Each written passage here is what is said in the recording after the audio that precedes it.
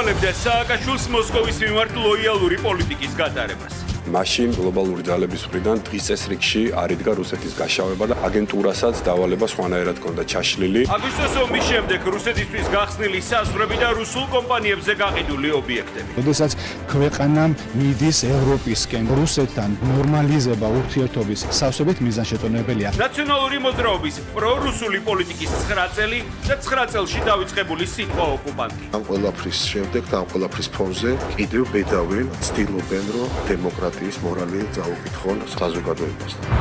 სოფლიოში ერთ-ერთი პირველი ქვეყანა, რომელიც დიუშენით დაავადებული ბავშვებისთვის ჯივინოსტაც შეიძენს. დააღნიშნე, რომ ამ მედიკამენტს არ ყიდულობს მაღალი ფასის გამო. მრავალი ისეთი ქვეყანაც კი, რომლის ეკონომიკა საქართველოს ეკონომიკას 5ჯერ და 10ჯერ აღემატება. საქართველოს თამამი გადაწყვეტილება მომავალი თაობის გადასარჩენად. ეს სამალი ძალიან ახლო მომავალში გახდება უშუალოდ ხელმისაწვდომი ქართველი პაციენტებისთვის. ახლო მომავალში დასრულდება მოლაპარაკება მეორე მედიკამენტის შეძენასთან დაკავშირებით. ქვეყანა კიდევ ერთ მედიკამენტს ყიდულობს. ბავშვების ხარჯზე გამდიდრებულები. როგორც კი ლაბორატორიული კვლევები დადასტურდა ცხენის CNN-ი, იმ წუთშივე იქნა რა თქმა უნდა ეს მთლიანი პარტია ხორცის დალუქული. 35 ბაგაბახში საქონლის ნაცვლად შეტანილი ცხენის ხორცი. გაერთიანებიდან მოვიდა ინფორმაცია, რომ მთლიანად უნდა დალუქულიყო და ხორცი არ გასულა მოხმარებაში ჩვენს დაღებში. რამდენ წლიანი პატიმრობა ემუქრება თაღლითობაში ბრალდებულებს. ეთერშია კურიერი 9 საათზე დავით კაკულიასთან ერთად. გქონდეთ კურიერს 9 საათზე დღეს 5 აგვისტოა გიყვები დღის მთავარ თემებსა და მოვლენებს საღამო მშვიდობის. უპასუხო დატოვებული კითხვები და კოლექტიურ დასავლეთზე გადაბრალების მცდელობა უკვე მეორე დღეა სააკაშვილის პარტია ვერცემს პასუხს მარტივ კითხვაზე, რატომ გახდა რუსეთი ომის დამნაშავე უკრაინაში საომარი მოქმედებების დროს და არა აგვისტოს ომის შემდეგ.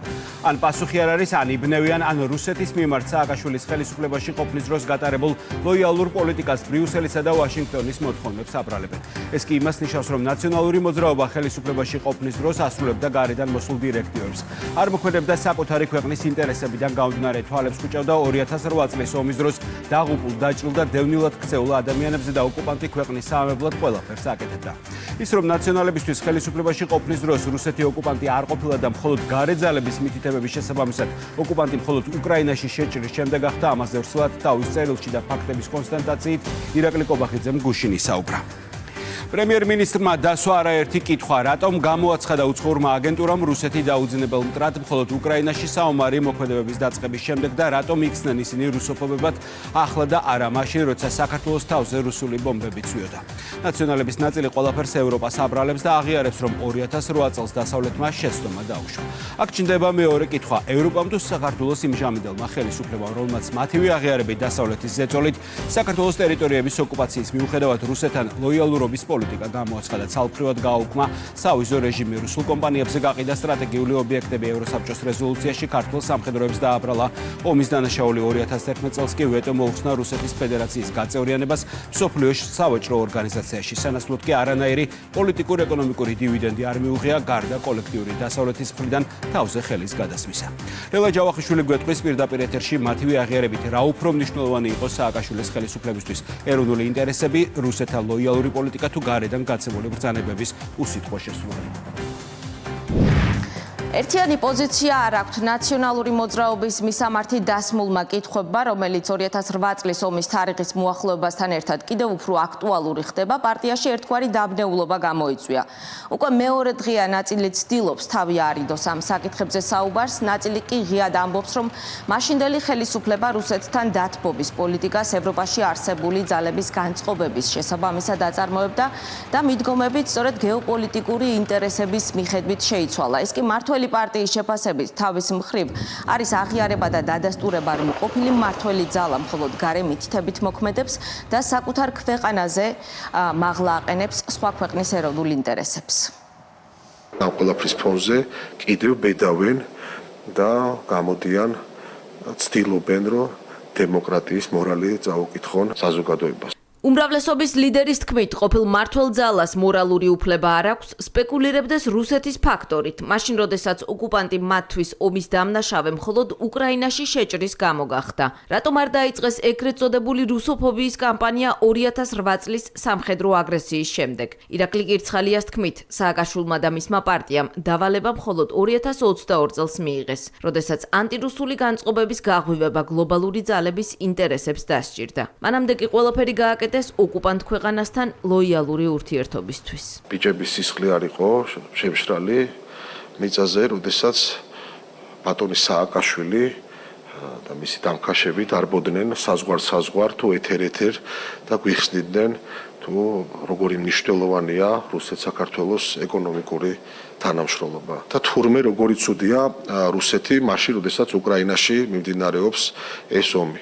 რა თქმა უნდა, ეს იყო იმ პროპაგანდის მანქანის ერთ-ერთი ნაწილი იმ სცენარის, რომელიც მოუვიდათ ჩაეშალა აქაურ აგენტურას რეგიონში და მათ დაიწყეს ამ სცენარის მიხედვით მოქმედება. რატომ დასჭირდათ ომის დამნაშავედ რუსეთის შეფასებისთვის 14 წელი, დრო აგვისტოს ომიდან უკრაინაში სამხედრო მოქმედებების დაწყებამდე. სააკაშვილის პარტიის წარმომადგენლების ნაწილი მეორე დღეაც ცდილობს თავი არიდოს შეკითხვაზე პასუხს. რატომ შეიცვალა ქალბატონოა დამოკიდებულება? მხოლოდ ყრილობის კითხვებს პასუხობ, მადლობა. 2022 წლის შემდეგ რატომ გახდა უფრო მწვავე განცხადებები რუსეთის მიერ? რუსეთი ყოველთვის ოკუპანტი იყო, მანამდე ყოველთვის ოკუპანტი იყო. და ვარდებით რუს ტურისტებს. არ მიხეილ სააკაშვილი არის პუტინის თავარი მოწინააღმდეგე. ირაკლი ფავლენიშვილმა დღეს საუბარი არ ისურვა, თუმცა გუშინ ღიად თქვა, რომ რუსეთთან სააკაშვილის ხელისუფლების დათბობის პოლიტიკა ევროპაში არსებული ძალებისგან მომდინარეობდა. მის მსგავსად დღეს უკვე სხვებით ცდილობდნენ ნაცმოძრაობის მმართველობის გეოპოლიტიკური ფაქტორებით გამართლებას და ევროპის დადანაშაულებას, მათ შორის ევროსაბჭოს რეზოლუციაზე ხელმოწერასა და სტრატეგიული ობიექტების რუსეთისთვის გადაცემაში. ევროპაში ეგონათ, რომ ენერგეტიკული თანამშრომლობა შესაძლებელი იყო პუტინთან, მაგრამ აღმოჩნდა, რომ 2015 წელს ის ბარბაროსი აღმოჩნდა და თავს დაესხა უკრაინას. დღეს ევროპაში ძალიან ხვდებიან, რომ 2008 წელს შეცდომა დაუშვეს. რაც შეეხება რეზოლუციას, კიდევ ერთხელ გაგიმეორებთ, რომ მაშინ იყო ევროპაში განწყობა, რომ შეიძლებოდა თურმე პუტინთან ენერგეტიკულ საკითხებზე თანამშრომლობა. როდესაც ქვეყანამ მიდის ევროპისკენ და ევროპული ინტეგრაცია ყველაზე ხელშესახები სწორედ ამ პერიოდში იყო, ბუნებრივია ამ ასეთ პირობებში, ასეთი მთავრობის პირობებში რუსეთთან ნორმალიზება ურთიერთობის ეკონომიკური იქნება, კულტურული და ამ შემდეგ სავსებით მიზანშეწონებელია. ამ განცხადებებით ფაქტობრივად აღიარეს ის, რასაც ქართული ოცნებაც აცხადებს, რომ სააკაშვილის ხელისუფლების პოზიციებს ევრობიუროკრატების მაშინდელი განწყობები წყვეტდა. ისევე როგორც დღეს, გარედავალების უსიტყვო მორჩილება და ნული შესაძლებლობა მანევრირებისთვის. უმრავლესობის თქმით, სწორედ ამ დღის წესრიგზე არიან დამოკიდებული ნაცმოძრაობა და მათი მოკავშირეები ახლაც, როდესაც საკუთარი შეცვლილი რიტორიკით საფრთხეს უქმნიან ქვეყნის უსაფრთხოებას.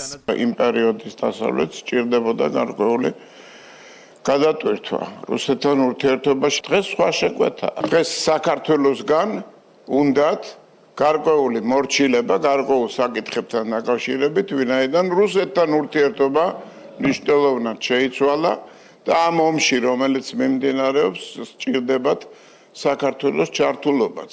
ეკონომიკური ომი იქნება ეს თუ სამხედრო დაპირისპირება იქნება და გარდა ამისა შუა დერეფნის თემა გაცილებით უფრო აქტუალურია დღეს. იმ პერიოდში არავის არ ენაღლებოდა საქართველოს და რასაკვირველია სააკაშვილიც ძალიან თავისუფლად გრძნობდა თავს. სააკაშვილი მაშინ ლარსზე რუს ტურისტებს თბილადაც ხვდებოდა. რუსეთს მხარდაჭერას საერთაშორისო ტრიბუნიდანაც უცხადებდა. მხარი დავუჭირეთ რუსეთის გაწევრიანებას მსოფლიო საბაჭრო ორგანიზაციაში, რაც მნიშვნელოვანია. ნაცმოძრაობის ხელისუფლება უკვე ოკუპანტ ქვეყანასთან აუქმებდა სავიზო რეჟიმს და აღრმავებდა სავაჭრო ეკონომიკურ ურთიერთობებსაც. ჩვენ ვართ გახსნილები რუსეთთან ურთიერთობისთვის, ჩვენ პირიქით არანაირი პრობლემა არ აქვს. ფულის ასე ვთქვათ, სუნი არ უდის. ვინმე როდეს მეთქვა, ჩვენი მხრიდან რაღაც პრობლემა არის რუსულ კომპანიაზე გაყიდვა. დღეს თავადვე უწოდებენ ყველაფერს რუსულს, რაც არ მოსწონთ, მათ შორის ხელისუფლებასაც, რომელმაც რუსეთის წინააღმდეგ დავა მოიგო სტრასბურგშიც და ჰააგაშიც. სამართლებრივი პროცესი სწორედ ქართულმა ოცნებამ დაიწყო და არა ნაციონალურმა მოძრაობამ. ჩვენ ჰააგის და სტრასბურგის სასამართლოში ყველა პროცესი გვაქვს მოგებული, სადაც რუსეთს დაერქვა ოკუპანტი და იქ დაკისრებული აქვს ძალიან დიდი ჯარიმები, რომელიც გადასახდელი აქვს ჩვენი ქვეყნისთვის და იქ დაფიქსირებული არის რუსეთის ფედერაციის მხრიდან ადამიანის უფლებების უხეში დარღვევები, რომელიც 90-იანი წლებიდან მოყოლებული დღემდე გრძელდება მცოცავი ოკუპაციის პირობებში. შესაბამისად, აკითხვის ნიშანი, რა თქმა უნდა, არ არსებობს. რუსეთი არის ჩვენი ოკუპანტი. რუსეთი ოკუპანტი იყო 2008 წელსაც, თუმცა ანტირუსული განწყობები ოპოზიციას წლების დაგვიანებით გაუმწვავდა. მიზეზებთან დაკავშირებით პრემიერ-მინისტრმა ვრცელი ანალიტიკური წერილი ჯერ კიდევ გუშინ გამოაქვეყნა. ირაკლი კობახიძე წერს, რომ ქართულმა ოპოზიციამ აგვისტოს ომის შემდეგ დუმილი ამჯობინა, როდესაც გაცილებით დიდი ლეგიტიმაციის პირობები არსებობდა. გააქტიურდნენ მხოლოდ მაშინ, როცა რუსეთი უკრაინაში შეიჭრა, რადგან ეგრეთ წოდებული რუსოფობიის დავალება მათ სწორედ რუსეთ-უკრაინის ომის დაწყების შემდეგ მიიღეს, რაც თავის მხრივ ფართომასშტაბიანი კონფლიქტის თანმდები საინფორმაციო ომის ნაწილი უნდა ყოფილიყო. ამ მასშტაბის ტრაგედიის ფონზე აგვისტოს ომი ნაციონალური მოძრაობის რეჟიმისა და მისი მიმდევრებისთვის 2008-12 წლებში არ იქცა საკმარის საფუძვლად რუსეთის მიმართ რადიკალური განწყობის ჩამოსაყალიბებლად. რეალურად პირიქით მოხდა 2008 წელს რუსეთის მიერ საქართველოს ტერიტორიების ოკუპაციისა და აფხაზეთისა და სამხრეთ ოსეთის დამოუკიდებელ სახელმწიფოებად აღიარების შემდეგ ნაციონალურ მოძრაობას რუსეთთან მიმართებით არათუ მკაცრი პოლიტიკა არ გაუტარებია, არამედ ომის დასრულებიდან მალევე რეჟიმის ლიდერი რუსეთის მოქალაქეებს საზღვარზე უშუალოდ ხვდებოდა და საქართველოში ტურისტული მოგზაურობისა და ბიზნეს საქმიანობისთვის იწვევდა. ამავე პერიოდში ვიხილეთ რეჟიმის აქტიური ძალისხმევა რუსეთთან კულტურული და ჰუმანიტარული კავშირების გასაღრმავებლად. აგრეთვე ნაციონალური მოძრაობის ხელისუფლების მიერ საქართველოს ეკონომიკის სხვადასხვა, მათ შორის სტრატეგიულ სექტორებში რუსული კაპიტალის ჩართვის სახალისება. რამდენიმე წლის შემდეგ კი რუსეთის მოქალაქეებისთვის სავიზო რეჟიმის ცალმხრივად გაუქმება. ქართულმა აგენტურამ რადიკალური ანტირუსული განწყობა მხოლოდ მას შემდეგ ჩამოაყალიბა, რაც რუსეთი უკრაინაში მეორედ შეიჭრა. აშკარაა, რომ გლობალურ ომის პარტია სწორედ დღეს მიმდინარე კონფლიქტის მასშტაბი სჭირდებოდა იმისთვის, რომ ომში ევროპა ჩაერთო და რუსოფობია აგენტურაში მსოფლიო მასშტაბით, მათ შორის საქართველოშიც უმაღლეს დონეზე გაეღვივებინა. მათი დღევანდელი რუსოფობია, რომ ყალბია, ეს კონკრეტული ფაქტებით დასტურდება. ყველამ ვიცით, რომ როგორც წარსულში, ისე დღეს აგენტურა საქართველოში გარეძალების დავალებების შესაბამისად მოქმედებს და მათი სამშობლო არა საქართველო, არამედ Deep State-ია. ამ ფონზე საინტერესოა, რატომ არ ჰქონდათ მათ დავალებული რუსოფობია მაშინ, როდესაც ამის ყველაზე მძაფრი მიზეზი არსებობდა. ანუ 2008 წლის აგვისტოს ომის შემდეგ და რატომ დაევალათ რუსოფობია ახლა, როდესაც რუსული აგრესიის მსხვერპლი არა მათი ფორმალური სამშობლო, არამედ სხვა, თუნდაც მეგობარი ქვეყანა გახდა. ფიქრობ, საზოგადოება ამ ალოგიკურობას ლოგიკურ ახსნას იოლად მოუძებნის. 412 დაღუპული, 2000-ზე მეტი დაჭრილი, ათასობით დევნილი საკუთარ სამშობლოში და დაკარგული 120 სოფელი. სწორედ ეს შედეგი მიიღო საქართველომ 2008 წელს. აგვისტოს ომიდან 18 წელი გავიდა და ამ დრომდე ღიად რჩება შეკითხვაც, რატომ მოაწერა ნაციონალურმა მოძრაობამ ხელი ევროსაბჭოს რეზოლუციას, რომლითაც ქართულ სამხედროებს ფაქტობრივად ომის დაწყება დააბრალა. ქვეყნის საგარეო იმიჯის დაზიანება დარტყმა ტურიზმის სექტორზე და საქართველოს ინტერესების საწინააღმდეგო დისკრედიტაციული შინაარსის შემცველი ინფორმაციის მიზანმიმართული გავრცელება სახელმწიფო უსაფრთხოების სამსახურის სახელმწიფო უსაფრთხოების დეპარტამენტმა საბოტაჟის მუხლით გამოძიება დაიწყო. სუსის ინფორმაციით საქმე ეხება სხვადასხვა სოციალურ პლატფორმაზე უცხო ქვეყანაში რეგისტრირებული და მართული ყალბი, ეგრეთ წოდებული ბოტ-ანგარიშები დისკრედიტაციული შინაარსის შემცველი ინფორმაციის მიზანმიმართულ გავრცელებას, რაც ემსახურება საქართველოს ეკონომიკური ინტერესების დაზიანებას. სახელმწიფო უსაფრთხოების სამსახურის განმარტებით სოციალურ ქსელში დაწყებული კამპანიის მიზანია დეზინფორმაციის გავრცელებით შეიქმნას ყალბი აღქმა იმასთან დაკავშირებით, რომ საქართველოში ჩამოსული ტურისტებისთვის არასასურველი გარემოა შექმნილი. უფრო დეტალურად ცოტა ხნის წინ სუსში გამართული ბრიფინგის შინაარსსა და საბოტაჟის მუხლით დაწყებულ გამოძიებაზე ლიკა ალელიშვილი საუბრებს პირდაპირ ეთერში. დავით, სახელმწიფო უსაფრთხოების სამსახურში გაკეთებული განცხადებიდან გაირკვა, რომ საქმე ეხება სხვადასხვა სოციალურ პლატფორმაზე უცხო ქვეყანაში რეგისტრირებული და უცხო ქვეყნიდან მართული ყალბი, ეგრეთ წოდებული ბოტ-ანგარიშების მეშვეობით საქართველოს ინტერესების წინააღმდეგ დისკრედიტაციული შინაარსის მქონე ყალბი ინფორმაციის მიზანმიმართულ გავრცელებას, რომლის მიზანით საქართველოს ეკონომიკური ინტერესების დაზიანება. სახელმწიფო უსაფრთხოების სამსახურში ითქვა ისიც, რომ კამპანიის მიზანია დეზინფორმაციის გავრცელების მეშვეობით შეიქმნას ყალბი აღქმა იმასთან დაკავშირებით, რომ თითქოს საქართველოში ჩამოსული ტურისტებისთვის არასასურველი გარემოა შექმნილი. ამასთან ერთად სუსის ინფორმაციით ცნობილია ისიც, რომ სოციალურ პლატფორმა X-ზე დარეგისტრირებულია რამდენიმე ყალბი ანგარიში, რომლის მეშვეობითაც ხდება მსგავსი შინაარსის განცხადებების გავრცელება, უფრო კონკრეტულად კი მაგალითად, რომ თითქოს რუსეთის ფედერაციიდან ჩამოსულ ტურისტებს საქართველოს მოქალაქეები ტყეში ტოვებენ ან მიზანმიმართულად აბინძურებენ რესტორანში შეკვეთილ მათ საკვებს და ასე შემდეგ. ეს ინფორმაციები კი სუსის ინფორმაციით მოგვიანებით ვრცელდებოდა ერთ-ერთ ონლაინ მედია გამოცემის მეშვეობით, რომელიც უცხო ქვეყანაში არის რეგისტრირებული და რომელსაც მრავალმილიონიანი აუდიტორია ჰყავს. ამ საქმესთან დაკავშირებით სახელმწიფო უსაფრთხოების სამსახურმა საბოტაჟის მუხლით გამოძიება უკვე დაიწყო. სახელმწიფო უსაფრთხოების სამსახურის სახელმწიფო უსაფრთხოების დეპარტამენტმა საქართველოს სახელმწიფო ინტერესების საზიანოდ უცხო ქვეყნიდან მართულ და საქართველოსთან მხარდაჭერილ დისკრედიტაციულ საინფორმაციო კამპანიასთან დაკავშირებით საბოტაჟის მუხლით გამოძიება დაიწყო. საქმე ეხება სხვადასხვა სოციალურ პლატფორმაზე უცხო ქვეყანაში რეგისტრირებული და მართული ყალბი ეგრეთ წოდებული ბოტანგარიშებით საქართველოს ინტერესების წინააღმდეგ დისკრედიტაციული შინაარსის შემცველი ინფორმაციის მიზანმიმართულ გავრცელებას, რაც ემსახურება საქართველოს ეკონომიკური ინტერესების დაზიანებას. კამპანიის მიზანია დეზინფორმაციის გავრცელებით შეიქმნას ყალბი აღქმა იმასთან დაკავშირებით, რომ საქართველოში რუსეთის ფედერაციიდან ჩამოსული ტურისტებისთვის არასასურველი გარემოა შექმნილი. ამ ეტაპზე ცნობილია, რომ სოციალურ პლატფორმა X-ზე რეგისტრირებულ რამდენიმე ყალბანგარიშზე სხვადასხვა საკითხზე ხდებოდა დეზინფორმაციის განთავსება, კერძოდ საუბარი იყო, რომ თითქოს საქართველოს მოქალაქეები რუსეთის ფედერაციიდან ჩამოსულ ტურისტებს ტყეში მარტო ტოვებდნენ, ან და მათ მიერ შეკვეთილ საკვებს ქართულ რესტორნებში მიზანმიმართულად განგებ აბინძურებდნენ და ასე შემდეგ. მსგავსი შინაარსის ყალბი ინფორმაცია მოგვიანებით დროის კონკრეტული ინტერვალით კოორდინირებულად ვრცელდებოდა უცხო ქვეყანაში რეგისტრირებული ერთ-ერთი ონლაინ მედია საშუალების მიერ, რომელსაც მრავალმილიონიანი აუდიტორია ჰყავს.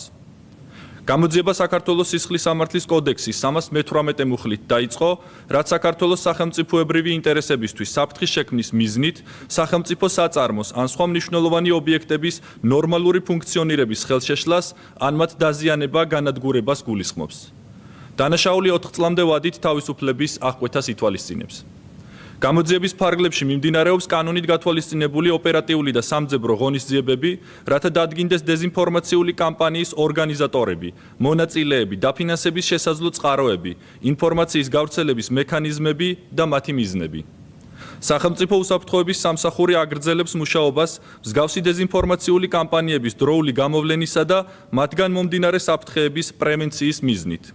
გარეთ უშიდა ძალებისგან მართულ ნებისმიერ ქმედებას, რომელიც მიზნად ისახავს საქართველოს ეროვნული ინტერესების ხელყოფას, სახელმწიფო ინსტიტუტების დესტაბილიზაციას, კონსტიტუციური წესრიგის დარღვევას ან ეროვნული უსაფრთხოებისათვის ზიანის მიყენებას, შესაბამისი სამართლებრივი რეაგირება მოჰყვება. სახელმწიფო უსაფრთხოების სამსახურმა ჩვენ მოგვაწოდა ყალბი ანგარიშების მიერ დაწერილი ის პოსტები, რომელსაც საერთაშორისო აჟიოტაჟი მოყვა აღნიშნული ყალბი ინფორმაციის გავრცელების კამპანიის მიზანს წარმოადგენდა საქართველოს ეროვნული ინტერესების დაზიანების მცდელობა, როგორც გითხარით, სახელმწიფო უსაფრთხოების სამსახურმა საბოტაჟის მუხლის ამ საქმესთან დაკავშირებით გამოძიება უკვე დაიწყო. მადლობა ლიკარიშვილი საუბრობდა სუსის მიერ საბოტაჟის მუხლით დაწყებულ გამოძიებაზე და ქვეყნის საგარეო იმიჯის დაზიანების მცდელობაზე. საქართველოს ენერგეტიკული სისტემის სრული გათიშვა ენგურჰესის აგრეგატებზე მიმდინარე დაგეგმილ ტესტირებას უკავშირდება. თბილისსა და რეგიონებში ელექტროენერგიის მესამე სისტემური გათიშვა დაახლოებით 1 საათის წინ მოხდა. ამის მიზეზი კი ენერგეტიკისა და წყალმომარაგების მარეგულირებელი კომისიის ერთ-ერთი წევრის განმარტებით ენგურჰესის აგრეგატებზე მიმდინარე ტესტირება იყო იმის დასადგენად, თუ რა გახდა 24 და 25 ივლისს დენის მასშტაბური გათიშვის მიზეზი, ასევე სისტემაში სუსტი წერტილების გამოვლენა. ტესტირების მიმდინარეობისას მოხდა საქართველოს ელექტროენერგეტიკული სისტემის სრულად გათიშვა. ამ ეტაპზე მიმდინარეობს მომხდარის დეტალური ანალიზი და შესაბამისი შეფასება, რათა დადგინდეს ავარიის ზუსტი მიზეზები და შემდგომში თავიდან იქნას აცილებული მსგავსი შემთხვევების განმეორება. ამ ეტაპზე ქვეყანაში ელექტროენერგიის მიწოდების ეტაპობრივი აღდგენა ხდება. უმეტეს რეგიონებსა და ქალაქებში მოსახლეობას დენი უკვე მიეწოდება. სოფლიოში ერთ-ერთი პირველი ქვეყანა, რომელიც დიუშენის კუნთოვანი დისტროფიის მქონე ბავშვებისთვის მედიკამენტ ჯივინოსტატს შეიძენს და დაავადების მართვის სახელმწიფო პროგრამაში დანერგავს. საქართველოა კომპანია იტალოფარმკოსთან ხელშეკრულება უკვე გაფორმებულია პრეპარატის მიწოდება კი აგვისტოს ბოლოს დაიწყება. მთავრობის მეთაურმა დღეს კიდევ ერთხელ გაუსვა ხაზი ხელისუფლების თამამ გადაწყვეტილებას დიუშენით დაავადებული ბავშვებისთვის, რომლებსაც გადაადგილების უნარი შენარჩუნებული აქვთ, შეისყიდოს სოფლიოში ერთ-ერთი ყველაზე ძვირი მედიკამენტი, რომლის წლიური სამკურნალო დოზის ფასი $700,000 აღწევს. იტალიური კომპანიის გარდა საქართველოს ჯანდაცვის უწყება აქტიურ მოლაპარაკებებს აწარმოებს სხვა ფარმაცევტულ კომპანიებთანაც, რომლებიც დიუშენის კუნთოვანი დისტროფიის მქონე პაციენტებისთვის მედიკამენტებს აწარმოებენ. წამლის მწარმოებელ კომპანიებთან მოლაპარაკებების გარდა ჯანდაცვის უწყება აქტიურად თანამშრომლობს იმ მშობლებთანაც, რომლებსაც დიუშენით დაავადებული ბავშვები ყავთ. პროცესში ჩართული არიან ექიმები და ის კომპანიები, რომელთაგანაც მედიკამენტების შესყიდვა ხდება, რათა მკურნალობის პროცესი მაქსიმალურად უსაფრთხო და ეფექტური იყოს. დიუშენის კუნთოვანი დისტროფიის მქონე პაციენტები მედიკამენტ ჯივინოსტატით მკურნალობის დაწყებას სექტემბრიდან შეძლებენ. მწარმოებელ ფარმაცევტულ კომპანიასთან წარმატებით დასრულებულ მოლაპარაკებას პრემიერ-მინისტრი მთავრობის ხდომაზე გამოეხმაურა. ირაკლი კობახიძის განცხადებით, საქართველო ერთ-ერთი პირველი ქვეყანაა, რომელიც პრეპარატს შეიძენს და დიუშენის სინდრომის მქონე პაციენტების მკურნალობისთვის სახელმწიფო პროგრამაში დანერგავს. ჯივინოსტატის გარდა საქართველოს ხელისუფლებას მოლაპარაკებები დაწყებული აქვს კიდევ ერთი მედიკამენტის შეძენაზე. მინდა აღნიშნო, რომ საქართველო მსოფლიოში ერთ-ერთი პირველი ქვეყანაა, რომელიც ამ მედიკამენტს შეიძენს და რომელიც ამ მედიკამენტს დაავადების მართვის სახელმწიფო პროგრამაში დანერგავს. მინდა აღნიშნო, რომ ამ მედიკამენტს არ ყიდულობს მაღალი ფასის გამო. მრავალი ისეთი ქვეყანაც კი, რომლის ეკონომიკა ერთ უმოსახლეზე საქართველოს ეკონომიკას 5-ჯერ და 10-ჯერ აღემატება. ეს არის ხმანდელი მოცემულობა. თუმცა საქართველო არის ჯანდაცვის სფეროში მოქალაქეებზე ზრუნვის ერთ-ერთი თვალსაჩინო მაგალითი, ასე ვიტყოდი, საკმაოდ თამამად და სწორედ ამის გამოხატულება ის პროცესები, რომელიც დაკავშირებული იყო კონკრეტულად ამ მედიკამენტის შეძენასთან და სწორედ ამ ზრუნვის გამოხატულება ამ პროცესების წარმატებით დაგვირგვინება. ჩვენ მომავალშიც გავაგრძელებთ მუშაობას, ახლაც გრძელდება აქტიურად მუშაობა მეორე მედიკამენტის შესაძენად და იმედი გვაქვს, რომ მალე დასრულდება წარმატებით ეს პროცესიც. მადლობა მინდა გადავუხადო ჯანდაცვის მინისტრს ამ პროცესის აქტიურად წარმართვისთვის და ამ პროცესის წარმატებით დასრულებისთვის. ინოვაციური მედიკამენტის შეძენას წინ რამდენიმე თვიანი აქტიური მოლაპარაკება და მუშაობა უძღოდა. იტალფარმაკო ის ფარმაცევტული კომპანიაა, რომელიც ჯივინოსტატის ხელმისაწვდომობას უზრუნველყოფს. საქართველოს ხელისუფლებისთვის მოლაპარაკებების წარმატებით დასრულება ორ მთავარ ფაქტორზე იყო დამოკიდებული: წამლის უსაფრთხოების გარანტია და მედიკამენტის გამოყენების პრაქტიკა. უსაფრთხოების მინიმუმამდე დაყვანის შემდეგ კი ბევრ სახელმწიფოზე გაცილებით უფრო სწრაფად საქართველო ინოვაციურ პრეპარატს საკუთარ მოქალაქეებს შესთავაზებს. ყველა ამ საკითხის შეჯერების და ასე ვთქვათ, საბოლოო პოზიციის ჩამოყალიბების შემდეგ საბედნიეროდ ეს წამალი აგერ უკვე ძალიან ახლო მომავალში გახდება უშუალოდ ხელმისაწვდომი ქართველი პაციენტებისთვის. ძალიან ნაყოფიერად მიმდინარეობს და წარიმართა ბოლო პერიოდის განმავლობაში თანამშრომლობა მშობელთა ორგანიზაციასთან. ეს არის განსაკუთრებულად მნიშვნელოვანი, შესაბამისად ძალიან კარგი, ნაყოფიერი და სასარგებლო თანამშრომლობა მიმდინარეობს სამინისტროსა და მშობელთა ორგანიზაციას შორის. მთავრობის მიერ მიღებულ გადაწყვეტილებას დიუშენის კუნთოვანი დისტროფიის მქონე პაციენტების მშობლები უპრეცედენტოს უწოდებენ. ამბობენ, რომ მიღებული დაპირება დათქმულ ვადაში შესრულდა. მათ რამდენიმე შეხვედრა ჰქონდათ პრემიერ-მინისტრთან, ამის შემდეგ კი სამუშაო ჯგუფი შეიქმნა ჯანდაცვის სამინისტროში. მედიკამენტის შერჩევის პროცესში მშობლებიც აქტიურად იყვნენ ჩართულები. ეს მართლაც უპრეცედენტო გადაწყვეტილებაა, რადგანაც აღნიშნული გადაწყვეტილება წინ უსწრებს ევროპის რამოდენიმე ქვეყანას და უთანაბრდება დიდი ბრიტანეთის და ამერიკის შეერთებულ შტატებს. ეს არის მედიკამენტი, რომელიც აფერხებს ამ დაავადებას, ანელებს კუნთების ანთებას, ფიბროზული განვითარებას ბუნებრივია ხელს უშლის და ასევე კუნთოვანი ქსოვილის შენარჩუნებას უწყობს ხელს. ძვირად ღირებულია მედიკამენტი ჯივინოსტატი, მაგრამ მიუხედავად ამისა მიღწეული იქნა შეთანხმება ფასის მიუხედავად. ჩვენ პირველ შეხვედრაზე განგვიცხადა ბატონმა პრემიერმა, რომ ფასი არ იყო დამამკვლებელი გარემოება. შესაბამისად, მიღებული გადაწყვეტილებისთვის მე კიდევ ერთხელ გამოვხატავ ბუნებრივია მადლიერებას ბატონი პრემიერის მიმართ, ჯანდაცვის და მისი გუნდის მიმართ, რომ დროულად, ეფექტურად, ზუსტად, კონკრეტულად იმ ვადაში მოხდა ამ უპრეცედენტო გადაწყვეტილების მიღება, რაც ითქვა ჩვენი შეხვედრის დროს. დიუშენის სინდრომის მქონე პაციენტები სახელმწიფოსგან მულტიდისციპლინურ სერვისსაც იღებენ, თუმცა იშვიათი დაავადების მკურნალობაში მედიკამენტის ჩართვას ეფექტიანს უწოდებენ სპეციალისტები. ნევროლოგების შეფასებით ამ ეტაპზე ჯივინოსტატი ფარმაცევტულ ბაზარზე არსებულ სხვა პრეპარატებთან შედარებით ყველაზე მისაღებია. მედიკამენტით მკურნალობა დაავადების პროგრესირებას აჩერებს და პაციენტების მდგომარეობას აუმჯობესებს. ნებისმიერი ის მედიკამენტი, რომელიც დამტკიცებულია და უკვე აპრობირებული ამ დაავადების სამკურნალოდ არის ძალიან მნიშვნელოვანი ამ მედიკამენტების გამოყენება. ჯივინოსტატი ეს გახლავთ მედიკამენტი, რომელიც ერთ-ერთი ყველაზე უფრო იმედის მომცემი მედიკამენტი გახლდათ ამ პაციენტებისთვის. ის გამოიყენება 6 წლის ასაკის მქონე და უფროსი ასაკის მქონე პაციენტებში, რომელთაც აქვთ გადაადგილების უნარი და მნიშვნელოვნად განაპირობებს გადავადებას ეტლზე მიჯაჭვულობისა. ჯივინოსტატი ბრიტანეთის მარეგულირებელმა სააგენტომ დიუშენის კუნთოვანი დისტროფიის მქონე პაციენტების მკურნალობისთვის დასაშვებად მაისის ბოლოს ცნო.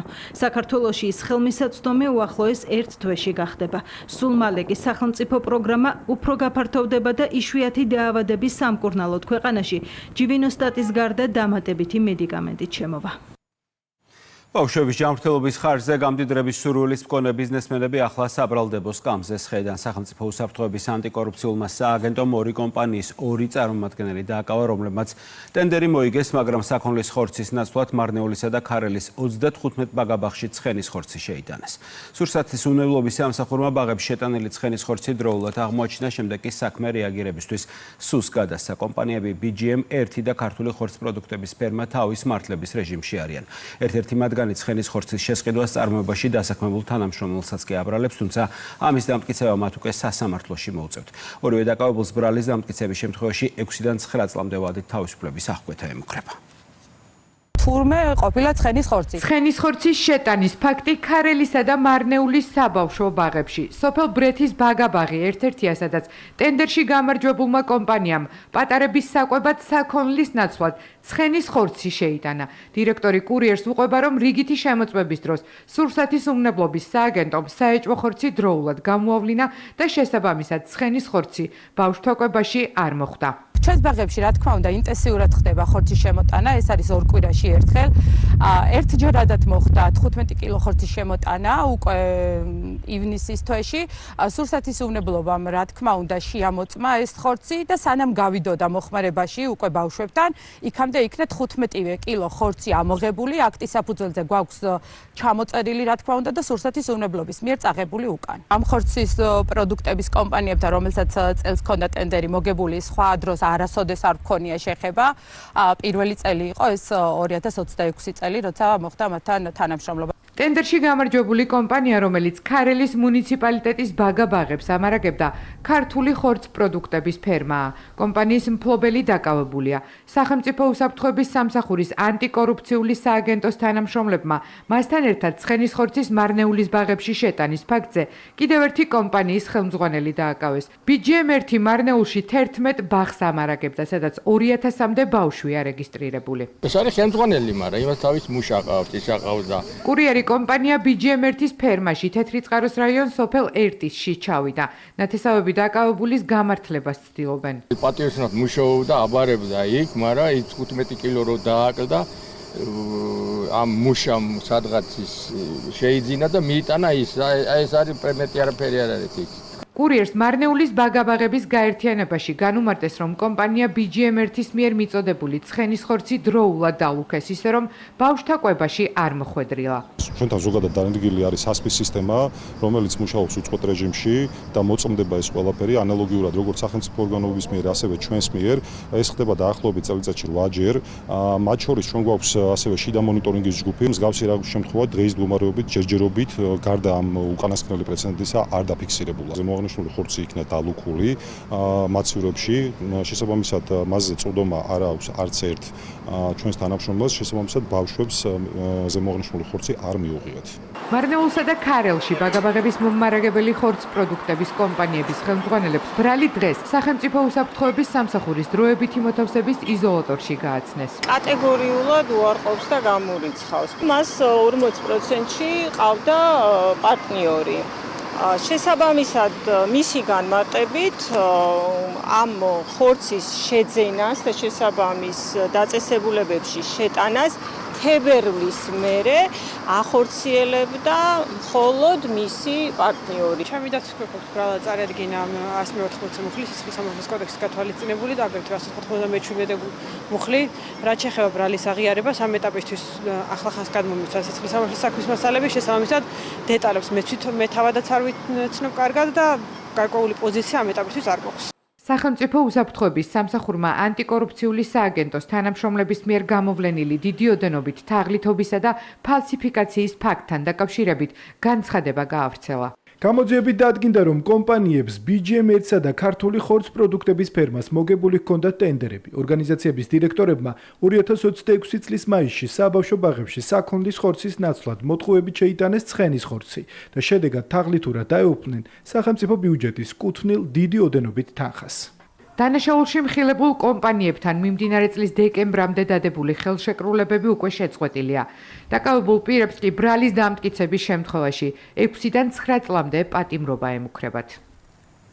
სუსის ანტიკორუფციულმა სააგენტომ წინასწარი შეთანხმებით ჯგუფის მიერ სხვისი ფულადი თანხების თაღლითურად დაუფლების ფაქტზე ორი პირი დააკავა. გამოძიების თანახმად საქართველოში მცხოვრებმა ნიგერიის მოქალაქემ და საფეხბურთო კლუბ გარდაბნის მწვრთნელმა საქართველოს დროებითი ბინადრობის მოწმობის აღდგენაში დახმარების მიზნით ნიგერიის მოქალაქე ფიქტიური ხელშეკრულებით გააფორმეს. ამავე საფეხბურთო კლუბში სანაცვლოდ კი მისგან $3,000 აიღეს. დანაშაული 7 წლამდე პატიმრობას ითვალისწინებს. The club Gadaban is training in Gustav. Get this as a contract for him to get his ID card. Okay. But if you want to pay for to make it 1 year, it's your business. I told you the other time. I don't know you talk about 3,000, 3,500. If you want the contract to be into next year, before you, the lawyer will put in the document. Yes. Do we have a pen? No, this is professional. So you patent it? Yes, you do it. Government will do it for you. So $3,000 as we discussed. Yeah, so you can come from there. ეკონომიკური ზრდის მაღალ ტემპს სხვა მნიშვნელოვან ფაქტორებთან ერთად კორუფციის წინააღმდეგ ეფექტურ ბრძოლას უკავშირებს პრემიერ-მინისტრი ირაკლი კობახიძის განცხადებით, ხელისუფლების მაღალ დონეზე კორუფცია აღმოფხვრილია, ქვედა დონეებზე კი მუდმივად უნდა გაგრძელდეს მუშაობა. ივნისის თვეში ეკონომიკური ზრდის მაჩვენებელი 8,6% იყო, 6 თვის საშუალო მაჩვენებელმა კი 7,9% შეადგინა.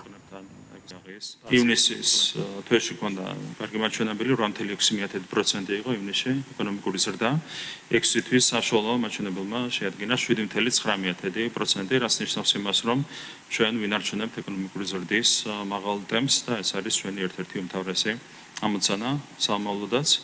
ეკონომიკის ზრდაში ყველაზე დიდი წვლილი შეიტანა ეკონომიკის ისეთმა დარგებმა, როგორც არის დამუშავებელი მრეწველობა, ასევე ტრანსპორტი, მშენებლობა, საინფორმაციო ტექნოლოგიები, საფინანსო, სადაზღვო სექტორი. ეკონომიკური ზრდის მაღალი ტემპის შენარჩუნების პარალელურად საერთაშორისო საფინანსო ინსტიტუტებმა გაზარდეს თავიანთი პირვანდელი პროგნოზი, რაც ასევე ბუნებრივია მნიშვნელოვანია და ეს ყველაფერი შედეგები არის, რა თქმა უნდა, ერთი მხრივ წარმატებული ეკონომიკური პოლიტიკის შედეგი და მეორე მხრივ იმის შედეგი, რომ ჩვენ მოახერხეთ კორუფციის აღმოფხვრა ხელისუფლების მაღალ დონეზე, რა თქმა უნდა, ქვედა დონეზე მუდმივად უნდა გაგრძელდეს მუშაობა კორუფციას სამსაბრძოლოდ, მაგრამ ჩვენ პრინციპული გარდატეხა შევიტანეთ მართვის სისტემაში და ეკონომიკური ზრდის მაღალი ტემპის შენარჩუნება დაკავშირებულია, რა თქმა უნდა, კორუფციის აღმოფხვრასთანაც გარდა წარმატებული ეკონომიკური პოლიტიკისა. მას კიდევ ერთხელ გავუსვავ ხაზს, საგრძელო შემთხვევით და მადლობას გადავხდი ეკონომიკის მინისტრს და მის გუნდს, სამინისტროს გუნდს, მათი მუშაობის, წარმატებული მუშაობის შედეგია ეს წარმატებები, რომელიც გვაქვს ჩვენ ეკონომიკის სფეროში. მთავრობის დადგენილება ნომერი 364, რომელიც სასკოლო ფორმის უსასყიდლოდ გადაცემას გულისხმობს დაწყებითი საფეხურის იმ მოსწავლეებისთვის, რომლებიც სოციალურად დაუცველი ოჯახებიდან არიან, იმყოფებიან სახელმწიფო მზრუნველობის ქვეშ ან უკრაინაში დაწყებული საომარი მოქმედებების შედეგად ვერ ახერხებენ საკუთარ სამშობლოში ზოგადი განათლების მიღებას და ჩარიცხულნი არიან საქართველოს საჯარო სკოლებში. 2026-27 სასწავლო წლიდან საჯარო სკოლების დაწყებითი კლასების მოსწავლეებისთვის ფორმის ტარება სავალდებულო იქნება, ხოლო თუ მშობელი გააპროტესტებს და არ გამოიყენებს ბავშვისთვის ფორმას, ამოქმედება კონკრეტული მექანიზმები, რომლებიც სკოლის შინაგან წესის დარღვევის შემთხვევაში შესაძლოა გამოიყენებოდეს. სკოლის ფორმების რეალიზაცია 1 სექტემბრიდან დაიწყება, მისი შეძენა კი როგორც საცალო, ასევე ონლაინ რეჟიმში იქნება შესაძლებელი. ემილი მიდის წელს 1 კლასში და ძალიან გაგვიხარდა, რომ სასკოლო ფორმა უფასოდ დაგვირიგებენ. საქართველოს მთავრობის გადაწყვეტილებით ემილის მსგავსად სასკოლო ფორმას უფასოდ ახალი სასწავლო წლიდან ყველა ის მოსწავლე მიიღებს, რომელთა ოჯახები სოციალურად დაუცველთა ერთიან ბაზაში არიან რეგისტრირებული. რომ გავიგეთ, რომ სასკოლო ფორმები არის უფასოდ, ჩვენთვის ძალიან სასიხარულო ამბავი იყო. ძალიან გამიხარდა, იმიტომ რომ ნამდვილად ძალიან დიდი შეღავათია ჩვენთვის. იმიტომ რომ არის მრავალშვილიანი ოჯახი და ცოტა რთულია, რა თქმა უნდა, მომზადება ბავშვის სასკოლოდ. და ძალიან დიდი შეღავათია და ძალიან დიდი მადლობელი ვარ ყველაფრისთვის. სოციალურად დაუცველთა ბაზაში მყოფი ოჯახების გარდა მთავრობის დადგენილებით განისაზღვრა ის კატეგორიები, რომლებიც სასკოლო ფორმებს უსასყიდლოდ მიიღებენ. უფასო სასკოლო ფორმები განსაზღვრულია დაწყებითი საფეხურის იმ მოსწავლეებისთვისაც, რომლებიც ჩართულები არიან მინდობით აღზრდის პროგრამაში, ან იმყოფებიან მცირე საოჯახო ტიპის სახლებში და სარგებლობენ მიუსაფარ ბავშვთა თავშესაფრის მომსახურებით. ფორმები უსასყიდლოდ გადაეცემათ ასევე იმ უკრაინელ ბავშვებს, რომლებიც საომარი მოქმედებების გამო უკრაინის ნაცვლად საქართველოს საჯარო სკოლებში განაგრძობენ სწავლას. ჩემთვის როგორც დირექტორისთვის არაერთხელ მოვმართავთ მშობლებს თუ მთელი სკოლის ფარგლებში არა კონკრეტული კლასისში მაინც შემოგვეღო სასკოლო ფორმები, თუმცა სწორედ იმიტომ რომ ამ კლასში ჩვენ შეიძლება დაყოფილიყო მრავალშვილიანი ოჯახიდან მოსწავლე, შეიძლება ყოფილიყო სოციალურად დაუცველი მოსწავლე, ვერ ვახერხებდით ამ გადაწყვეტილების სისულეში მოყვანას და ერთეულის ფასიც მაშინ უფრო მეტად ძვირიჭდებოდა, ვიდრე ახლა აქვთ შეთავაზებული მშობლებს. ამიტომ მე ვფიქრობ, რომ ეს გადაწყვეტილება, რომ კონკრეტული მოსწავლეები, სოციალურად დაუცველი ოჯახებიდან მოსწავლეები, რომლებიც მინდობით აღზრდაში არიან სახელმწიფოს მინდობით აღზრდაში, ისინი მიიღებენ ამ ფორმებს უსასყიდლოდ, ეს ძალიან მნიშვნელოვანი მხარდაჭერა იქნება ამ მოსწავლეებისთვის. პროგრამის მიზანი განათლებაზე თანაბარი ხელმისაწვდომობის, სოციალური ინტეგრაციის, ინკლუზიური სასწავლო გარემოს ხელშეწყობა და სასწავლო პროცესში მოსწავლეთა სრულფასოვანი ჩართულობის მხარდაჭერა. განათლების მინისტრმა დღეს კიდევ ერთხელ განმარტა, რომ სასკოლო ფორმების წარმოებას და ტრანსპორტირებას წინასწარ განსაზღვრული ვადების მიხედვით და სამინისტროს კონტროლ ქვეშ ხორციელდება. ყოველდღიურ რეჟიმში ფაქტურად საათობრივად გვაქვს ინფორმაცია ტვირთები, რომელიც სასკოლო ფორმა, რომელიც დაიძრა სახმელეთო გზით, თუ სად იმყოფებიან, როგორ გადაადგილდებიან და აბსოლუტურად შემიძლია დავადასტურო, რომ გრაფიკის მიხედვით ხორციელდება ეს პროცესი და ჩვენ 20-დან 25 აგვისტომდე ველოდებით პირველი პარტიის შემოსვლას. თქვენ მოგეხსენებათ, რომ განსაზღვრული შეთანხმებით, რომელიც გაფორმდა ბაზრის კვლევაში გამარჯვებულ ჩინურ კომპანიასთან, განისაზღვრა, რომ 15 სექტემბრამდე უნდა მოხდეს პირველკლასელების უზრუნველყოფა სასკოლო ფორმებით, ხოლო კიდევ 2 ეტაპი განხორციელდება, რომლითაც პირველი სემესტრის დასასრულამდე მეორე, მე-3, მე-4, მე-5 და მე-6 კლასის მოსწავლეები საჯარო სკოლების იქნებიან უზრუნველყოფილი სასკოლო ფორმებით. მოსწავლეებისთვის განკუთვნილი სასკოლო ფორმების კომპლექტი ბიჯების შემთხვევაში 1 პიჯაკსა და 2 შარვალს, გოგოებისთვის 1 პიჯაკს, 1 შარვალსა და 1 ქვედაკაბას მოიცავს. უსაფრთხოების რისკების დაზღვევა თუ მზარდი ჩინური ტექნოლოგიებისგან ამერიკული კომპანიებისა და ბაზრის დაცვა. ვაშინგტონი ეროვნული უსაფრთხოების რისკების, ჩინეთის სამხედრო სექტორთან კავშირისა და ამერიკული ტექნოლოგიების არალეგალური მითვისების საფრთხის გამო ჩინურ უნივერსიტეტებს ასანქცირებს. შეერთებული შტატების ვაჭრობის დეპარტამენტის მიერ დასანქცირებულია ჩინეთის 20-მდე უნივერსიტეტი, ინსტიტუტი ან სამეცნიერო კვლევითი ცენტრი. მათ შორის არიან სიჩუანის უნივერსიტეტი, ჩინეთის ელექტრონული მეცნიერებისა და ტექნოლოგიის უნივერსიტეტი, ასევე პეკინის ტექნოლოგიური უნივერსიტეტი. სანქცირების მიზეზებს შორისაა ამ სასწავლებლების მჭიდრო თანამშრომლობა ჩინეთის სახალხო არმიასთან, ასევე ფარული დაფინანსებები და გავლენის აგენტები. შტატებში ჩატარებულმა შიდა გამოძიებებმა აჩვენა, რომ ჩინური სტრუქტურები მილიონობით დოლარის ფარულ ინვესტიციებსა და გრანტებს რიცხავდნენ ამერიკულ ელიტურ უნივერსიტეტებში, რათა წვდომა ჰქონოდათ დახურულ ტექნოლოგიურ ნოუ-ჰაუსა და ინტელექტუალურ საკუთრებაზე. ვაშინგტონის გადაწყვეტილება ფაქტობრივად ბლოკავს ამერიკა-ჩინეთის ერთობლივ აკადემიურ და სამეცნიერო პროექტებს, რაზეც პეკინმა უკვე გასცა მკაცრი პასუხი. ჩინეთი მოუწოდებს შტატებს დაუყოვნებლივ შეწყვიტოს არასწორი ქმედებები, ყოველგვარი დაყოვნების გარეშე გააუქმოს შესაბამისი ზომები, დაუბრუნდეს კონსტრუქციული და სტრატეგიული სტაბილურობისკენ მიმართულ ურთიერთობების გზას, წინააღმდეგ შემთხვევაში კი საპასუხო ზომებით იმუქრება. უმაღლესი საგანმანათლებლო დაწესებულებები, კვლევითი ინსტიტუტები, ლაბორატორიები, ტექნოლოგიური ცენტრები, სახელმწიფო აკადემიები და განათლების სფეროსთან დაკავშირებული სტრუქტურები. ვაშინგტონი პეკინის გავლენის აღკვეთის მოტივით ჩინეთის წამყვან უნივერსიტეტებს ასანქცირებს. ფუდანის, შანხაის, ჯიაოტონგის, ბეიხანის და ჩრდილო-დასავლეთის პოლიტექნიკური უნივერსიტეტები ამერიკულ სასანქციო რეესტრში სხვა ჩინურ საგანმანათლებლო დაწესებულებების გვერდით უკვე იძებნება. პენტაგონმა გადაწყვეტილება ეროვნული თავდაცვის ავტორიზაციის აქტის კონკრეტულ დებულებას დაუკავშირა. აღნიშნული ორგანიზაციები საფრთხეს უქმნიან ამერიკულ კვლევებს. იზრდება რისკი, რომ თავდაცვის უწყების მიერ დაფინანსებული პროექტები უცხო მხარეებმა უკანონოდ მიითვისონ. ეს ზიანს აყენებს ეროვნულ და ეკონომიკურ უსაფრთხოებას. იწვევს კვლევების აკადემიური კეთილსინდისიერების დარღვევას და უცხოური მთავრობების არასასურველ ჩარევას. ვაშინგტონის გადაწყვეტილებას ჩინეთის კომერციის სამინისტრო კრიტიკით გამოეხმაურა. პეკინის განცხადებით, შეერთებული შტატები ეროვნული უსაფრთხოების მოტივით ჩინურ კომპანიებზე ზეწოლას ახორციელებს, რითაც საერთაშორისო ვაჭრობის წესებს არღვევს და გლობალური მიწოდების ჯაჭვების სტაბილურობას საფრთხეს უქმნის. ჩინური მხარე ვაშინგტონს სანქციების გაუქმებისკენ მოუწოდებს და აცხადებს, რომ წინააღმდეგ შემთხვევაში sapasukho ზომებს მიიღებს. ამერიკის შეერთებული შტატები ეროვნული უსაფრთხოების ცნებას უსაფუძვლოდ აფართოებს. სახელმწიფო ძალაუფლებას ბოროტად იყენებს და ჩინურ კომპანიებზე დაუსაფუთებელ ზეწოლას ახორციელებს. ეს ნაბიჯები არღვევს საერთაშორისო ეკონომიკურ და სავაჭრო წესრიგს, საფრთხეს უქმნის გლობალური წარმოებისა და მიწოდების ჯაჭვების სტაბილურობას, დაზიანებს ჩინური კომპანიების კანონიერ უფლებებსა და ინტერესებს. მოუწოდებთ შეერთებულ შტატებს დაუყოვნებლივ გააუქმოს მიღებული ზომები. წინააღმდეგ შემთხვევაში ჩინეთი მტკიცე და ეფექტიან საპასუხო ნაბიჯებს გადადგამს. ორი ქვეყნის შეფასებები რადიკალურად განსხვავდება. თუ პეკინი გადაწყვეტილებას ეკონომიკურ ზეწოლად აფასებს, ვაშინგტონი აცხადებს, რომ სანქციების მიზანი ეროვნული უსაფრთხოების დაცვა და სტრატეგიულ სფეროებში ჩინეთზე დამოკიდებულების შემცირებაა. ამასთან სახელმწიფო მდივანი მარკო რუბიო ღიად აცხადებს, რომ შეერთებული შტატები გააგრძელებს მუშაობას, რათა გლობალური მიწოდების ჯაჭვებში ჩინეთის დომინანტური პოზიცია შესუსტდეს. ისინი ავითარებენ საკუთარ შესაძლებლობებს, ხშირად იმ ინფორმაციის საფუძველზე, რომელიც ჩვენი შეფასებით სხვა ქვეყნებიდან მოიპოვეს. ეს არის კარგად ცნობილი საკითხი, სწორედ ეს იქნება ჩვენი ურთიერთობების ერთ-ერთი მთავარი გამოწვევა და ამ მიმართულებით ბალანსის დაცვა მოგვიწევს.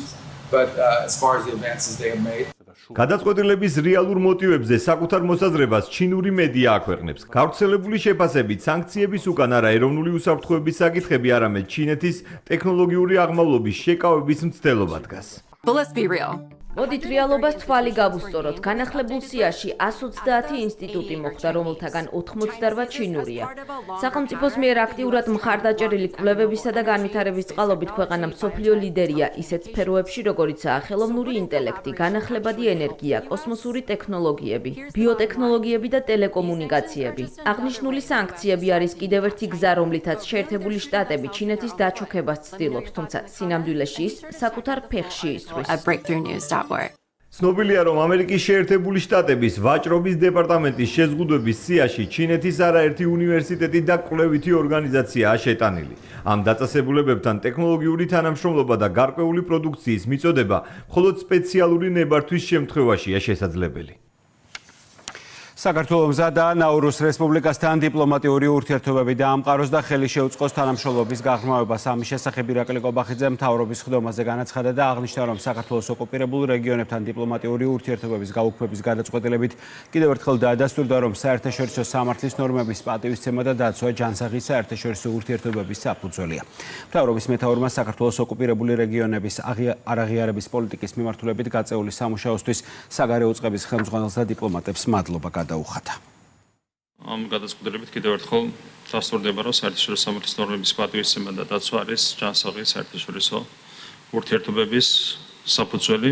რა თქმა უნდა, საქართველოსა და ნაურუს რესპუბლიკასთან დაამყაროს დიპლომატიური ურთიერთობები და ხელი შეუწყოს თანამშრომლობის აღდგენას, თანამშრომლობის გაღრმავებას, რაზეც ბუნებრივია საგარეო საქმეთა სამინისტრო აქტიურად იმუშავებს. მე მინდა გადაუხადო მადლობა საგარეო საქმეთა მინისტრს მაგა ბოჭორიშვილს და ამასთან ერთად მადლობა მინდა გადაუხადო თითოეულ დიპლომატს, რომელიც მუშაობს წარმატებული არაღიარების პოლიტიკის განხორციელებისათვის. კიდევ ერთხელ მადლობა თქვენ და მადლობა ჩვენს დიპლომატებს.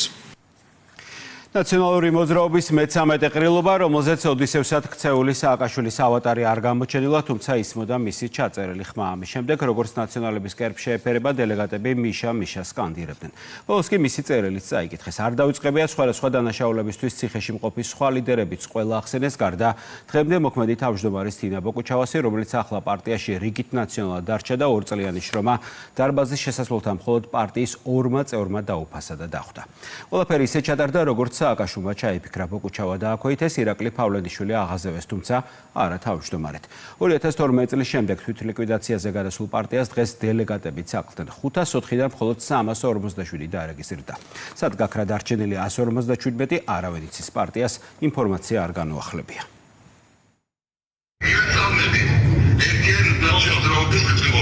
მე-13 ყრილობას მიშას მიხვრა მოხრის მქონე ავატარი ვერ გამოეცხადა და ვერც ხელოვნური ინტელექტის მიერ შექმნილი მსჯავრდებული ხმა გამოდგა საბოლოოდ სრულყოფილი. იკვლება რეფორმატორთა საბჭო ჩემი და ნანუგავა ჟორჟოლიანის მონაწილეობით. თუმცა ნაციონალების კერპს უპირობო მორჩილებმა დღეს ტრადიციული შეძახილით მაინც დაუდასტურეს. უწოდეს ქართული სახელმწიფოს არქიტექტორი, კანდიდების მანიის მქონე ლიდერს, რომელმაც პარტია 11 წლის წინ საკუთარ კომფორტსა და სხვა ქვეყნის, უკრაინის მოქალაქეობაზე გაცვალა. ემიდა მივესალმო ადამიანს, რომელიც არის თანამედროვე ქართული სახელმწიფოს არქიტექტორი. ხდომის თავმჯდომარეს არც ერთგული მსახურები დავიწყებია დარბაზში მყოფი მეუღლის ანინა დარეიშვილის წინაშე ტაში დაუკრეს და უკანონო პატიმრად მოიხსენიეს ხელისუფლების დამხობის საქმეზე. ჯგუფური ძალადობის ორგანიზების ბრალდები დაკავებული ბაჩუ ახალაია. თავდაცვის ყოფილი და სააკაშვილის ფავორიტი მინისტრი, რომელიც არაერთი მძიმე დანაშაულისთვისაა გასამართლებული. მათ შორის წამებისა და არაადამიანური მოპყრობის საქმეებზე. დღესვე კი სწორედ იმ სააკაშვილის წერილი წაიკითხა გენერალურმა მდივანმა, რომელიც მსჯავრდებული და ბრალდებულია სხვადასხვა მძიმე დანაშაულისთვის. 7 ნოემბრის აქციის დარბევის, საბიუჯეტო თანხების გაფლანგვის, ქვეყანაში შემოპარვის, სანდრო გირგულიანის თუ ვალერი გელაშვილის ცემის საქმეებზე. ის ნაწილი, რომელიც აუდიო ჩანაწერში ვერ მოხდა, რა თქმა უნდა. აუძელი წამებას, მოწამვლას, ორმხრივ ლანძღვასა და შეურაცხყოფას. სააკაშვილის წერილს მოყვა ირაკლი ნადირაძის და ლევან ხაბეიშვილის გზავნილები ციხიდან, რომელიც დღეს მიხეილ სააკაშვილს პარალელების გავლებაშიც დაემსგავსა. ჩვენ არჩეული გვაქვს დავით აღმაშენებლის, თამარის, ილია ჭავჭავაძის, ამბროსი ხელაიას, იესოს გზა. შემდეგ კი იყო გახლეჩილი პარტიის მსჯავრდებული ლიდერის და ირაკლი ფავლენიშვილის მიერ გახმოვანებული პოლიტიკური ამბიციები. ჩვენ არიან პატრიოტები, მათ ხარეს არიან კოლაბორანტები. დიახაც, გვაქვს იმის საშუალება, რომ დავბრუნდეთ ხელისუფლებაში. ვიდრე ამ აბსტრაქტული მიზნებისკენ სვლას დაიწყებენ ქართული ოცნები და ნაციონალებს მათი ხელისუფლებაში ყოფნის დროს ჩადენილი მძიმე დანაშაულები შეახსენეს და თქვეს, რომ სააკაშვილის სურვილი რეალობა ვეღარასდროს გახდება. ეს არის ჩვეულებრივი ტაკიმასხრობა ბრძანებლების წინაშე უცხოეთიდან, Deep State-თან, უმძიმესი დანაშაულები, რაც მათ აქვთ წამოკიდებული საკუთარი ხალხი, საკუთარი ქვეყნის წინაშე და ამ ყველაფრის ფონზე რა ყრილობა უშველი. ყრილობამ ვერც თავმჯდომარესა და პარტიას შორის არსებულ განხეთქილებას უშველა. შეკრებაზე დაგვიანებით მისულ ხელმძღვანელს, რომელიც უფრო დაუპატიჟებელ სტუმარს გავდა 347 დელეგატიდან პარტიის მხოლოდ 2 წევრი დახვდა. ისიც დარბაზგარეთ, ისე რომ სააკაშვილის ძველი გვარდიისთვის ნახევრად გულწრფელი სალამი შეუმჩნეველი ყოფილიყო. თავად მიმავალი ხელმძღვანელის განცხადებაში კი დღეს ყველაზე უკეთ იგრძნობოდა კრიტიკული ტონი, კატეგორიული მოთხოვნები და პოლიტიკური რევანშის სურვილი, რომელიც ბოკუჩავას მსჯავრდებულმა ლიდერმა თანამდებობიდან ვადაზე ადრე გაშვების გამო გაუჩინა. მაშინ, როდესაც მე სრულიად ლეგიტიმური, საფუძვლიანი კითხვები დავსვი საზოგადოების წინაშე, მოვისმინა ესეთი ძალიან უსამართლო შეფასებები. ამ ხედვას, რაც ძალიან მტკიცეა ჩემში, ერთეული უსამართლო გადაწყვეტილებები ნამდვილად ვერ შეცვლის. სააკაშვილის ახალი ფავორიტი კი ყრილობაზე დღეს არ გამოჩენილა. ნანუკა ჟორჟოლიანმა შეკრებაზე მისი თანამოაზრე მარიზი კობახიძე გაგზავნა, რომელიც ახლა უკვე ძველი ნაციონალების მსგავსად თავგამოდებით იცავს ლიდერის რჩეულს. ნანუკა ჟორჟოლიანი ჯერ არ არის პარტიის წევრი, არც პარტიის მმართველობით ორგანოებში მონაწილეობას არ ღებულობს. ქალბატონმა თინა ბოკუჩავამ უარი განაცხადა მმართველ საბჭოში საქმიანობაში მონაწილეობის მიღებაზე და დარჩა რიგით პოლიტსაბჭოს წევრად. დანაშაულებრივი წარსულის მქონე პარტიას პერსპექტივა არ ექნება, ასეთია სახელისუფლებო გუნდის შეფასება ნაციონალურ მოძრაობაში არსებულ განხეთქილებაზე.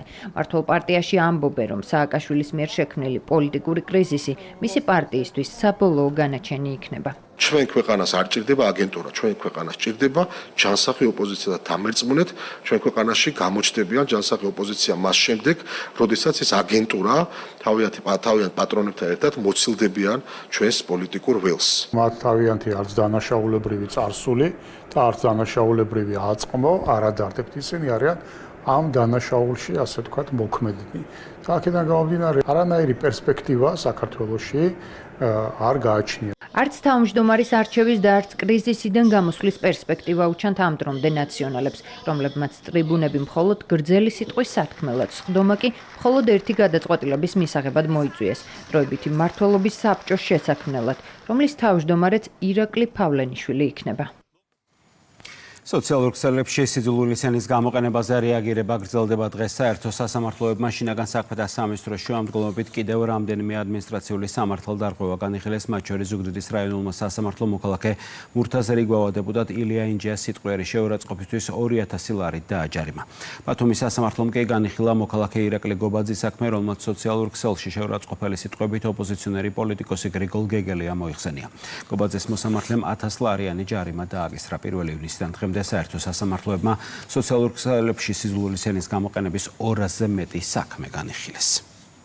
რო ჩამეთვალა რომ ეს კომენტარი არ ჯდებოდა სიტყვის და გამოხატვის თავისუფლებაში არ გავაკეთებდი, როგორც სამართლებრივი უფლება რაც აქვს ვიმოქმედებ და დასაჩივრება მოხდება. 1 ივნისიდან მოყოლებული 200-ზე მეტი საქმე არის წარდგენილი საერთო სასამართლოებში სიძულვილის ენის წინააღმდეგ ბრძოლის სამმართველოს მიერ შედგენილ მოქმედებთან მიმართებით. ვფიქრობთ, რომ აღნიშნულმა საქმეებმა და რეაგირებებმა შესაბამისი პრევენციული ეფექტი იქონია, ვინაიდან საჯარო სივრცეში, სოციალურ სივრცეში ასკარად იკლო შეურაცხყოფელმა კომენტარებმა და ტექსტებმა.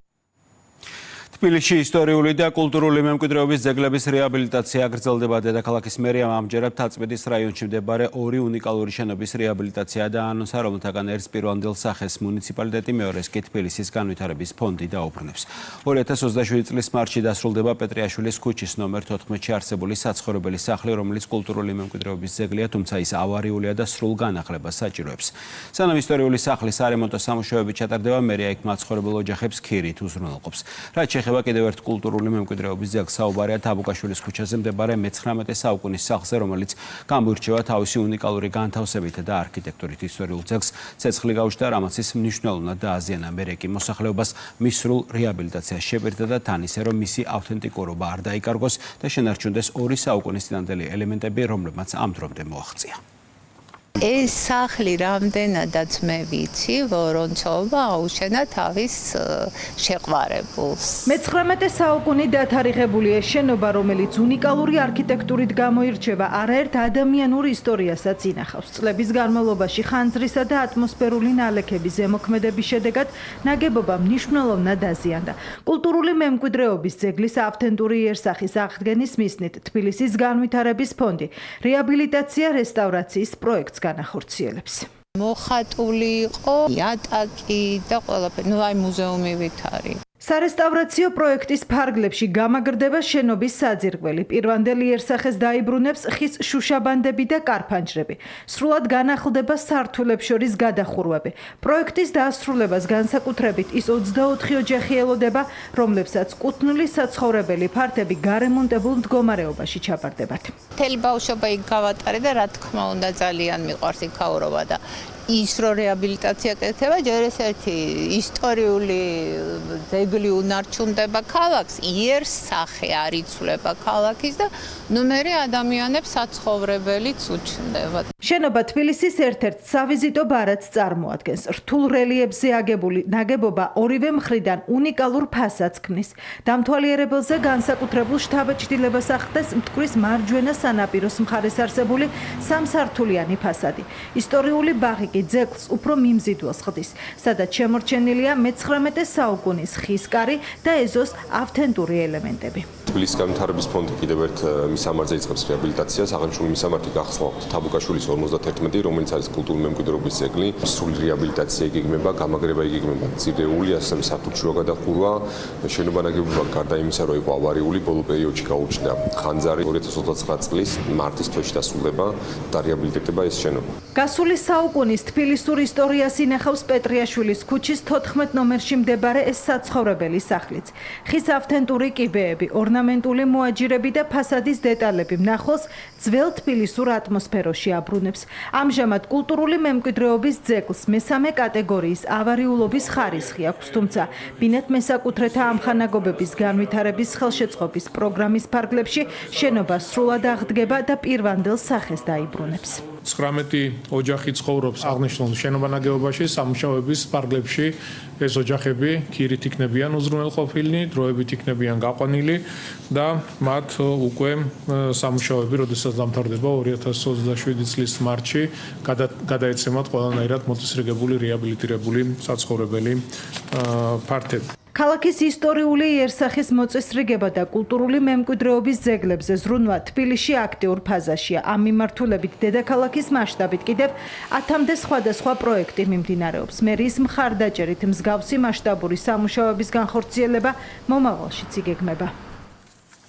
როგორ აღმოაჩინოთ, ევროპის ყველაზე გამორჩეული დედაქალაქი გავლენიანი ბრიტანული გამოცემა ტელეგრაფი საქართველოს ტურისტული პოტენციალის შესახებ სტატიების სერიას აქვეყნებს. ქვეყნის დედაქალაქის კულტურული მემკვიდრეობის ძეგლების, კულინარიისა და 8000 წლიანი ღვინის ისტორიის შესახებ მომზადებულ მასალებში ტელეგრაფი წერს, რომ უნიკალური კულტურისა და ბუნების ერთობა საქართველოს აქტიური დასვენების შესანიშნავ სივრცეთ აქცევს. გამოცემა აღნიშნავს იმასაც, რომ British Airways-ის პირდაპირ მაფრენებმა თბილისში ბრიტანულ ტურისტებს კიდევ უფრო გაუადვილა ამ საოცარ ქვეყანაში მოგზაურობა. ძველისა და თანამედროვეს, აღმოსავლეთისა და დასავლეთის მიმზიდველი ნაზავი, სადაც შუა საუკუნეების მდუმარე ტაძრები თანამედროვე არქიტექტურულ საოცრებებს ეჯიბრებიან. ასე აღწერს გავლენიანი ბრიტანული გამოცემა ტელეგრაფი თბილისის და ქვეყნის ტურისტული პოტენციალის შესახებ სტატიების ციკლს აქვეყნებს. გამოცემა British Airways-ის პირდაპირ ფრენებს საქართველოში მოგზაურობის დამატებით უპირატესობად ასახელებს. ბრიტანეთის კომპანიას, რომელიც ჩვენმა ტურიზმის ბორდმა დაიწყო ტელეგრაფთან ერთად, ძალიან ეხმარება ცნობადობის გაზრდაში. ზოგადად არა მხოლოდ ცნობადობის გაზრდაში, არამედ ქართული ბაზრის აქტუალურად გახდაში და უფრო წინ წამოწევაში. სტატიების სერიაში ტელეგრაფი ყურადღებას ქვეყნის მრავალფეროვან ბუნებაზე, აქტიური დასვენების შესაძლებლობასა და სათავგადასავლო ტურიზმზე ამახვილებს. სტატიის ავტორი რუდოლფ აბრაამი მკითხველს ქვევრის ღვინის 8000 წლიან კულტურას, ტრადიციულ კერძებს და ქართული სუფრის ფენომენს აცნობს და აღნიშნავს, რომ საქართველო არის ადგილი, სადაც კერძები და მათი დაგემოვნება ერთდროულად ხელოვნებაცაა და სოციალური რიტუალიც. ტურიზმის სექტორში აცხადებენ, რომ მსგავსი კამპანიები ქვეყნის ცნობადობის ამაღლებას და მოგზაურთა ნაკადის ზრდას შეუწყობს ხელს. დიდი ბრიტანეთი, ისევე როგორც ევროპის სხვა მიზნობრივი განვითარებული ქვეყნები, საქართველოს მდგრადი ტურიზმის განვითარებისთვის პრიორიტეტულ და სტრატეგიულ მიმართულებას წარმოადგენს. შესაბამისად, ამ ქვეყნებში საქართველოს შესახებ სტატიების გამოქვეყნება განსაკუთრებით გასტრონომიული, ღვინის და ამავდროულად სათავგადასავლო ტურიზმის მიმართულებით ძალიან მნიშვნელოვანია. პირდაპირ მავიახაზებმა და ჩვენმა აქტიურმა კამპანიამ, რომელიც იგეგმება ევროპაში და მათ შორის დიდ ბრიტანეთში, ძალიან მნიშვნელოვნად შეუწყო ხელი და ვფიქრობთ, რომ უფრო დიდ და კარგ შედეგებს გვაჩვენებს სამომავლოდ. ტურიზმის ეროვნულ ადმინისტრაციაში აცხადებენ, რომ მარკეტინგული კამპანიის მიზანი ბრიტანულ ბაზარზე საქართველოს როგორც მრავალფეროვანი და კონკურენტუნარიანი მიმართულების პოზიციონირებაა. კამპანია British Airways-თან პარტნიორობით ციფრულ აქტივობებს, ბანერულ რეკლამას, სარეკლამო სტატიებსა და სხვა ინტეგრირებულ მარკეტინგულ ღონისძიებებს მოიცავს. დიდი ბრიტანეთი არის ჩვენთვის ერთ-ერთი სტრატეგიულად მნიშვნელოვანი ბაზარი და აქტიური მუშაობის შედეგად ნამდვილად სახეზეა შედეგი, რომ დიდი ბრიტანეთიდან საქართველოში მოგზაურობის ოდენობა კვარტლიდან კვარტლამდე იზრდება და ასევე აღსანიშნავია შემოსავლების ოდენობის ზრდა. დიდ ბრიტანეთში მარკეტინგული კამპანიები ტურიზმის ეროვნულ ადმინისტრაციასა და EasyJet-თან თანამშრომლობის ფარგლებშიც მიმდინარეობს. საიმიჯო ბანერები ლონდონის ცენტრალურ ადგილებში განთავსდა. აღსანიშნავია, რომ მიმდინარე წლის იანვარი-ივნისის მონაცემებით ევროკავშირის ქვეყნებიდან და დიდი ბრიტანეთიდან საქართველოში რეკორდულად მაღალი 259,000-ზე მეტი ვიზიტი დაფიქსირდა, რაც 2025 წლის ანალოგიურ პერიოდს 23%-ით აღემატება. ასეთი იყო დღევანდელი დღე 5 აგვისტო და კურიერი 9 საათზე დარჩით რუსთავიორზე ჩვენს ეთერს იტალიური სერიალი კრიმინალური რომანი განაგრძობს. მე კი დღეს ამით ვასრულებ მუშაობას და ხვალამდე გემშვიდობებით ნახვამდის.